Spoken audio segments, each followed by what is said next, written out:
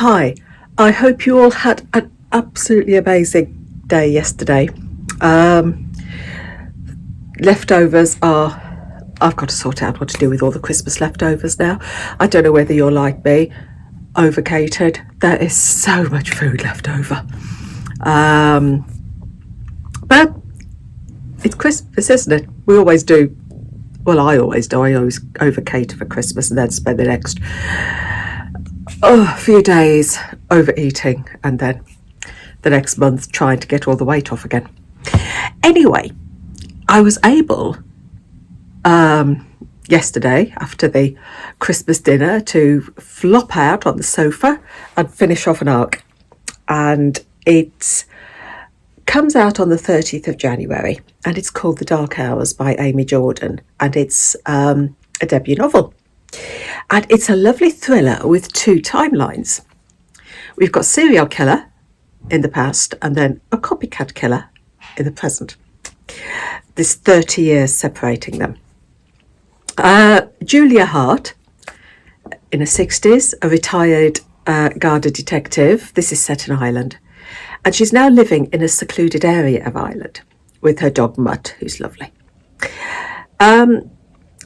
She's haunted by this serial killer that she helped catch in 1994 and who cost her so much.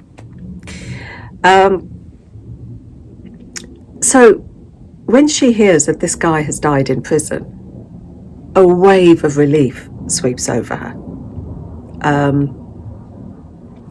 And then she receives a call from her old boss to say that there's a copycat killer and he's following this serial killer's playbook word by word by word.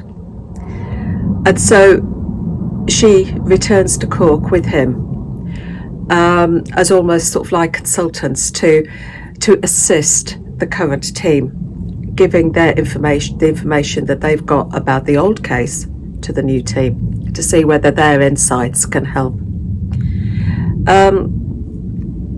We've got the two timelines. We've got 1994 and 2024. And following the timeline in 1994, you could see exactly why this case had such an impact on Julia. And you can see the cost it had upon her life. And now as you're looking at the case in present, this copycat, you could see the twists as they try and find out who is copying these crimes from 20 years ago and why. And I didn't guess the killer. I never saw it coming. I'd be interested to see whether anybody else guessed it, but I certainly didn't see where this killer was coming from. The revelation was excellent. I found it well paced. I found it suspenseful in both timelines. There was suspense in both timelines. There was one teeny little gripe, and it was just me. And this was Julia herself. Because every time she met anybody, it was, call me Julia, call me Julia, call me Julia. And I just got fed up with, call me Julia, call me Julia.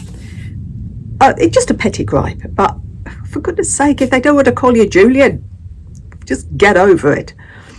But every time she met anybody, it was, call me Julia, call me Julia.